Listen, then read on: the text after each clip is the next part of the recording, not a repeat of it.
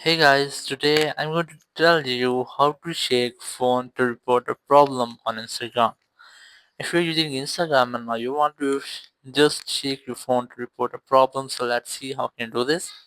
You have to open your Instagram app, open it, and here just go to your profile in the top bottom right corner, tap on it, and here just select the three horizontal lines in the top right corner. Here you have to scroll down and look for help. Here's that, just tap on it. Here you have to look for report a problem, tap on it. Here you look at the setting which is shake phone to report a problem.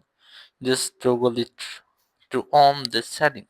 And after enable this feature, you just have to enable your phone to report to report any problem to Instagram.